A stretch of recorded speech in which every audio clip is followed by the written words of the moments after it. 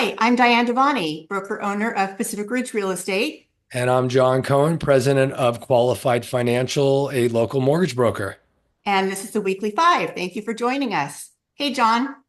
How are you? Here we are, Good. How are another you? week, another recording. Yes, Good to yes. have Always, you. always. So this week, I was hoping you could tell us about um, some reasons when it makes sense to refinance. I know that's something that people consider sometimes. When does it make sense? So it's funny that you say that. There's a lot of people, and a lot of my past clients are coming out of the woodwork to refinance now. And there's a good while there where it wasn't making as much sense because the rates jumped up into the mid sevens. But even then, there was a handful of reasons as to why it did make sense. But right now, obviously, reason one would be to lower your monthly payment, right? Let's say you got a mortgage a year ago and that was 7.5%. Rates are now down in the mid sixes or low sixes. Does it make sense now to lower your interest rate? When you lower your interest rate, you're also lowering your payment. So that's one reason, right? Hmm. Simple. It's called a rate and term refinance. We're just lowering the rate and either changing the term or resetting it back to 30 years. There's Right, another reason why people want to lower their payment. Maybe they're in a 15-year loan or they were in a 30-year loan, they paid down 20 years already, and things are tight financially. So if we right, refinance them and stretch out the loan to back to 30 years, that which is an option, people choose to do that route to be able to lower their monthly expenses because we're stretching the loan out. Okay, so that's one of the reasons. hmm, Another reason is to access the home's equity. So some people are wanting to take some cash out of the equity of their property to pay, do home improvements as one, pull some cash out for a rainy day fund because you can't use your home as like what you call like an ATM. If you need the right, money from your home, you can't just go put a card in your home and use it as a teller to pull some money out. right. So one of the things people are doing, they're taking some money out to put into a rainy day fund for a college fund or just to put in the bank and you put money into the stock market or into an investment account. Some people are also pulling cash out of their property, refinancing to take cash out to purchase another investment property or a vacation home. That's another reason. Sure. And you're always going to have a better rate on your existing primary residence than you would on a second home or an investment property. It's a less of a risky loan, so you're going to get a lower interest rate. So that's one of the reasons. And one of the biggest reasons right now is credit card debt is at the highest level that it's been in for as long as I've ever been in the business, It 23 is. years now. It And I is. think there's like $1.7 trillion in credit card debt. And so what people are doing, what they don't realize, because there's a lot of people out there, I'm not getting rid of my 2.5, my 3% of my mortgage. There's no way.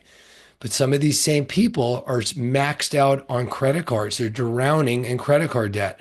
And Yeah. it's an epidemic. It's happening industry. I mean, all over the country right now, is industry wide, but Right. globally almost. So what don't realize is let's say you have the average credit card interest rate is say 25% ish, 26%.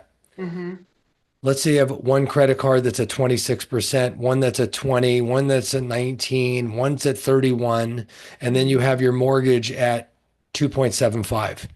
If you were to add up all your interest rates on your credit cards and then divide it out by the amount of counts that you actually have, that will tell us what your effective consumer rate is.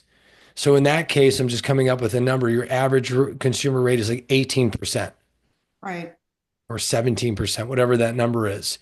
So what you be doing when and by the way, none of the credit card debt is tax deductible, and all the credit card debt is it's revolving trade line and it's compounding interest every single day of the week, every Right. day of the year, every month. Right.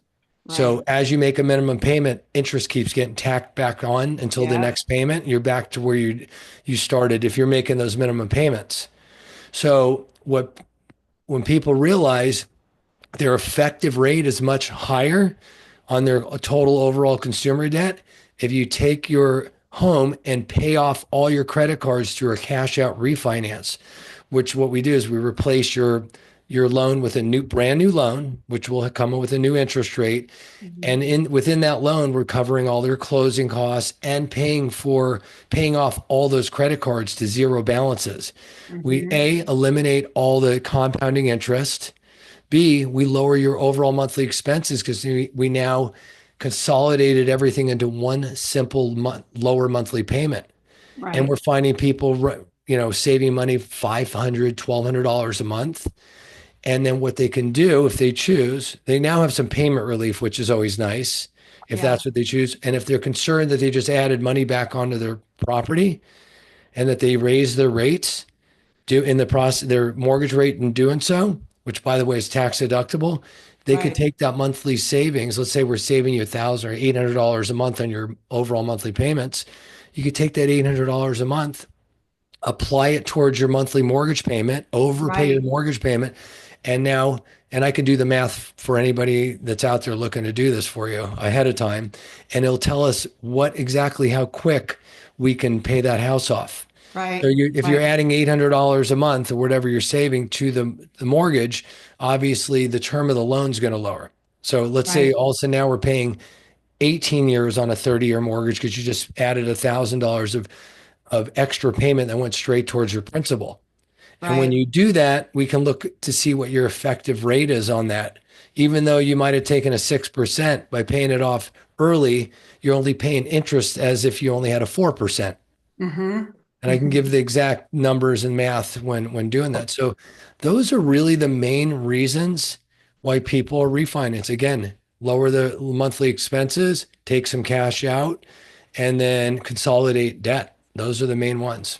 That's great. That's great information, and it's very true. And I think it encourages to think out of the box because, like you said, so many people are um, hyper focused on their current interest rate on their loan, their home loan, and they're not taking into consideration the bigger picture. So that's a really really good And it point. holds them captive and like a prisoner to their debt. Yeah, And it really that's, does. that is no way to live. At some point, almost everybody that I know has got themselves in some sort of credit mischief or whatever. Sure. It Yeah, could be absolutely. just be bad financial Sure. decisions that got us in that way, or maybe there are some circumstances in life that cause people to go out and have Yep. to use their credit cards. But now Yep. they're in the credit card debt, you have a choice. Continue to make the minimum payments and try to scratch by while interest keeps compounding and And it adding back does. on. And Yeah. if you look at your credit card statements, you will see it. Let's say your credit card say $15,000 balance or 10,000. It says if you continue to make the minimum payment, it will take you 26 years to pay off the credit card. Yeah. Not Yeah. to mention the if you had a $15,000 balance, you're probably paying $25,000 in interest just to pay off the It's true. $15,000 balance.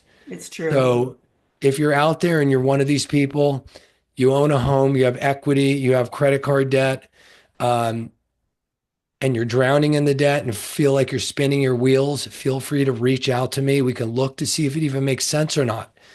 And I can educate you on it. We can run the numbers, and that way you can make an educated decision to see if this makes sense. Right. So I'm And always John's here for. great. And it's not a huge investment. You can do this over the phone with him. He's amazing at providing information and Thank you. really is just looking to help people become more educated and do a good deed. So I yes. appreciate that. Oh, So, that being said, I think that's all the time we have for this podcast. We appreciate everybody tuning in. And again, if you have any questions in regards to real estate, reach out to Diane. If you don't already have a realtor, if you have any questions in regards to your loan and what we can do to help save money for you, feel free to reach out to me.